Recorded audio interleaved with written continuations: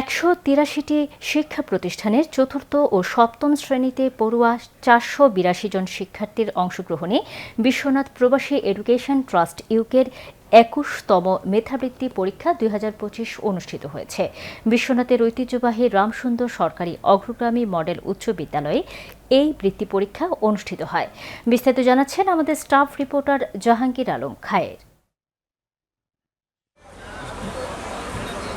উৎসবমুখর পরিবেশে অনুষ্ঠিত হল বিশ্বনাথ প্রবাসী এডুকেশন ট্রাস্ট ইউকের ২১তম মেধাবৃত্তি পরীক্ষা।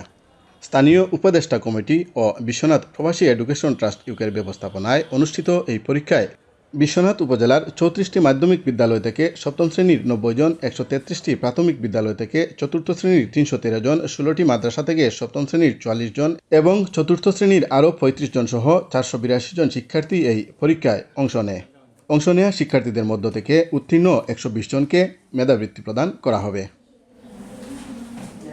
11টি হল রুমে পরীক্ষা নেওয়া হচ্ছে। আমরা পরিদর্শন করেছি এবং দেখেছি তারা খুবই সুন্দর, সুষ্ঠু এবং শান্তিপূর্ণভাবে শৃঙ্খলাবদ্ধভাবে তারা পরীক্ষা দিচ্ছে এবং সবাই খুবই উৎসবমুখর পরিবেশে তারা পরীক্ষা দিচ্ছে।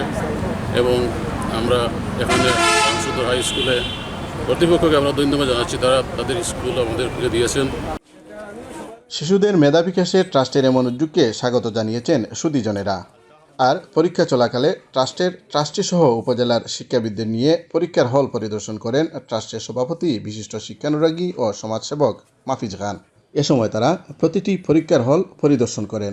সম্পূর্ণ নকলমুক্ত ও শান্তিপূর্ণ পরিবেশে পরীক্ষা অনুষ্ঠিত হওয়ায় সন্তুষ্টিও প্রকাশ করেন তারা।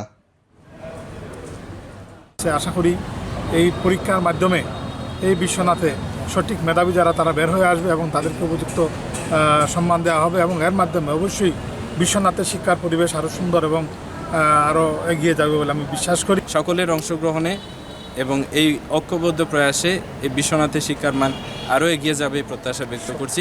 এই পরীক্ষা আমাদের আগামী দিনের এই শিশুদেরকে প্রতিযোগিতায় অংশগ্রহণ করে তারা যাতে তাদের মানকে বাড়াতে পারে সেই ক্ষেত্রে ভূমিকা রাখবে, এটা আমি বিশ্বাস করি। এদিকে পরীক্ষা চলাকালে অভিভাবকদের উপস্থিতিও ছিল লক্ষণীয়।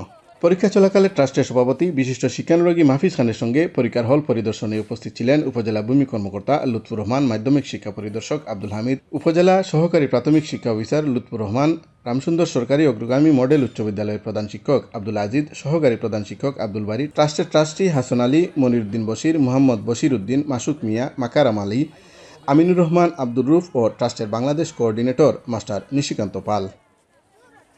জাহাঙ্গীর আলম খায়ের, চ্যানেল এস নিউজ, সিলেট।